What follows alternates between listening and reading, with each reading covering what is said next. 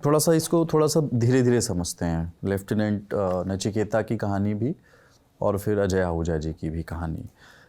हमने मतलब देश को याद है अभिनंदन वर्धमान का केस 99 में हमारे एक सिपाही को, हमारे एक सैनिक को इजेक्ट कर लिया गया था और पाकिस्तान ऑक्यूपाइड टेरिटरी में उनको कैप्चर कर लिया गया था।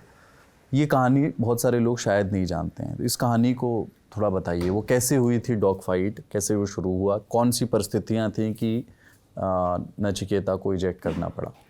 नहीं, Nachiketa had gone for a strike I think in the Batalik sector, और वहाँ पे उसने आफ्टर डूइंग पहला जब उसने पास किया उसके बाद उसको कोई और टारगेट दिखा in the same thing, he asked कि मैं एक और पास करूँगा। ही टोल्ड, बंडकोट था उसका लीडर, तो वो सेकंड पास के लिए आए तो आई थिंक ही फायर्ड हिज गन और समथिंग, तो उसका गैस इंजेक्शन, बहुत हाई ऑल्टीट्यूड के टारगेट है ना, किसी एयरफोर्स ने इस ऑल्टीट्यूड पर टारगेट नहीं एंगेज किए, तो उसका इंजन फ्लेम आउट कर गया। ठीक है, it's not that he was shot down, उसका इंजन फ्लेम आउट कर गया। इंजन फ्लेम आउट कर गया की वजह से, फ्लेम आउट मीन्स इंजन बंद हो गया। जेट इंजन हम कहते हैं फ्लेम आउट हो गया, फ्लेम चला गया। किस वजह से होता होगा जने हाई ऑल्टीट्यूड? नहीं, it is because of gas injection.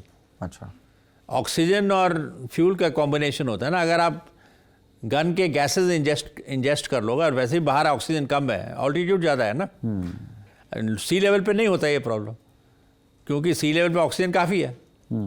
ये हाई ऑल्टीट्यूड पे ऑक्सीजन की कमी होती है, तो अगर उसमें आपकी पहले ही कमी है ऑक्सीजन की और ऊपर से आपने गैस इंजेस्ट कर लिया गन के जो आप गन फायरिंग करते हो उसका गैस, तो obviously it will cause a flame out. तो he flamed out, because he flamed out then he had to eject. तो okay, he had to eject, तो उसके बाद Mandkot was orbiting out there, उसने देखा ये कहाँ पे है, तो so that you know some rescue can be done. So फिर मंडकोट का एक कॉल आया यहाँ पे श्रीनगर को कि I am running out of fuel, मैं नंबर 2 यहाँ पे इजेक्ट किया है। तो आहूजा वॉज ये लाइन अप पॉइंट पे था, he was waiting to do reconnaissance. हर बार जब आप टारगेट को मारते हो तो उसके बाद आप उस पर रिकॉनेसेंस करके ये देखते हो कि टारगेट पे लगा नहीं लगा, ओके, कितना डैमेज हो गया। अगर नहीं लगा या उसका डैमेज कम हुआ, फिर एयर हेडक्वार्टर जो कमांड हेडक्वार्टर जो प्लान करती है मिशन, वो एक और स्ट्राइक भेजेगी वहाँ पे। ओके, ठीक है, अगर वो कहेंगे नहीं टोटली डिस्ट्रॉय हो गया तो एक और स्ट्राइक नहीं भेजेंगे। ओके, इसको कहते हैं बैटल डैमेज असेसमेंट। ठीक है, तो जो बीडीए मिशन के लिए वो वेट कर रहा था उसी टारगेट के लिए, ओके, तो इसीलिए उसने कहा इसका कोऑर्डिनेट तो मेरे पास है, मेरे को पता है वो कहाँ पे है, तो he got airborne for that. और जब वहाँ पे गया तो ही मंडकोट वॉज देयर, उसने उसको दिखाया, he picked up the target. Mandkot ने उसको वार्न भी किया, दे आर फायरिंग मिसाइल्स, वो मिसाइल फायर कर रहे थे, but he was above that level and he picked up the target. Now what happened is people will say कि वो क्यों ऑर्बिट कर रहा था, उसको तो वापस आ जाना चाहिए था। नहीं, एक फ्लाइट लेफ्टिनेंट कुंडू थे, वो हेलीकॉप्टर में थे, तो he was doing forward air controlling.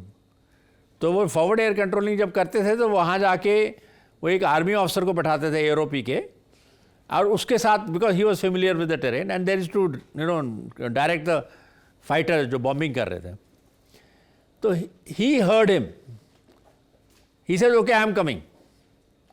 तो Ahuja was in talk with Kundu, इसीलिए ही वॉज वेटिंग कि भाई उसको दिख गया था क्रैश साइट कहाँ पे है, कि maybe we can pick up Nachiketa. और उसमें क्या हुआ कि in that exuberance to keep the target in contact, I think he has drifted down, because उसके साथ एक पीजी रेडी था, तो पीजी रेडी और नंबर 2, तो नंबर 2 जब ऐसे चलता है तो उसको थ्रॉटल ज़्यादा ऑपरेट करना पड़ता है ना टू कीप पोजीशन। तो वो कहता मेरा फ्यूल कम हो गया, तो he said you go back. So in that he has drifted down, because he has drifted down he came with in the effective engagement envelope of the surface to air missile, so he was hit. But after he was hit, he did everything right, जो हमने discuss किया था squad में। देखो श्रीनगर क्या है, 5005 foot 500 ये around that height है, और ये टारगेट है 14,000-15,000 फीट पे। अच्छा, हमारे पास वो फ्लाइंग क्लोथिंग भी नहीं थी, एक्सट्रीम कोल्ड क्लाइमेट जिसको हम कहते हैं। हम तो नॉर्मल वो जो लुधियाना के बने हैं वुलन इनर पड़ के ओवरऑल पहन के फ्लाई कर रहे थे। तो अगर आप इजेक्ट करो वहाँ पे 15,000 फीट पे आप लैंड भी करोगे आप एक्लेमेटाइज नहीं हो, ऑक्सीजन नहीं है, ऊपर से आप ठंड में मर जाओ, तो आप वैसे ही मर जाओगे. So we had decided that we will not eject. We said ये जो सरफेस टू एयर मिसाइल का जो वॉरहेड है वो छोटा होता है, 5 किलो 10, उससे ज़्यादा नहीं होता. तो उससे पहले जैसे कैनबरा को उन्होंने हिट किया तो डैमेज करेगा, इंजन शायद फ्लेम आउट कर जाएगा, पर एयरक्राफ्ट फूटेगा नहीं. जैसे पचोरा वगैरह जब मारेंगे तो एयरक्राफ्ट फूट जाता है. तो हमने कहा कि will stay with the aircraft, glide करोगे. कब तक ग्लाइड करोगे? जब तक आप किसी रिवर वैली में नहीं आ जाओगे. तो he has glided.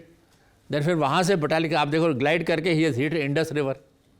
Only thing, जब when he hit the Indus river, अब उसके बाद 2 चॉइस था. एक था 120 डिग्री टर्न करके इंडिया की तरफ आए, एक था 60 डिग्री टर्न करके वैली के अंदर आ जाए. नो, एयरक्राफ्ट MiG-21 का बहुत हाई रेट ऑफ डिसेंट होता है जब इंजन नहीं हो उसके पास.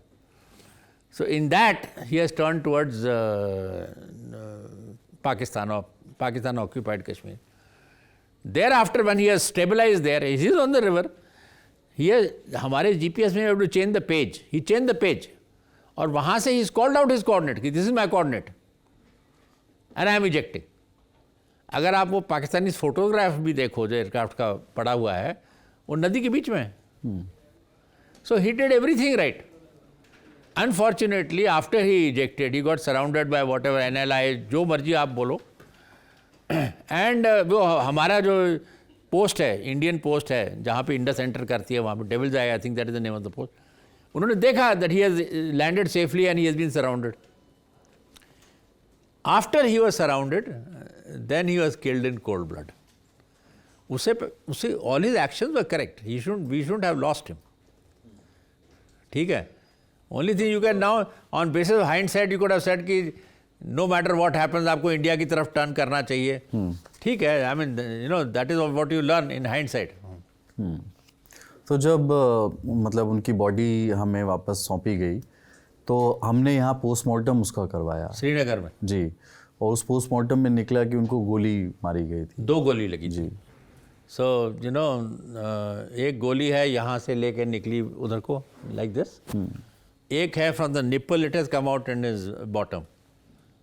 तो मैं 2000 में I was doing a course in हवाई. मेरे साथ पाकिस्तानी ऑफिसर भी थे, सबीर मलिक थे आई थिंक. हाँ, तो मैंने उनको बोला, मैंने कहा this is you know after all we are signatories to Geneva convention, India Pakistan. Yes. तो I said this is Prisoner of war, हाँ. This is not this thing. Civilised nation don't do such thing. कहता no Tony ji, उसने अपने आप को मारा. तो ऐसा ठीक है, दिस गोली I can understand you know, यहाँ से कि अभी अपने आप को मार दिया when he saw he is going to get caught. और दूसरी गोली का क्या है? और जो पायलट होता है ही उसको मिसाइल हिट करती है, एक हिट करता है तो गोला होता है. He never dies of small arms injury. Ahuja has died of small arms injury. So obviously that will happen only after he got captured. Na?